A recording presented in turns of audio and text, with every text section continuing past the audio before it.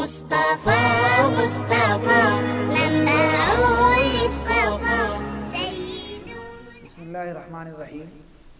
Sugar کے مریضوں کے لیے زیادہ دیر تک بھوکا پیاسا رہنا مشکل ہوتا، اس لیے رمضان کے موسم میں اکثر لوگ روزہ نہیں رکھ پاتے. تو شریعت کا حکم ہے کہ شوگر کے مریض روزہ نہ رکھے، اور اگر اس کا یہ مرض دائمی ہو تو پھر اس کے لیے حکم ہے کہ اس روزے کا فدیہ دے دے. اور ایک روزے کا فدیہ یہ ہے جو صدقہ فطر کی مقدار ہے، یعنی 1.5 کلو 76 گرام 360 ملی گرام، یعنی 1.5 کلو 75 گرام گیہوں یا اس کی قیمت ہر روزے کے بدلے میں فدیہ ادا کرے.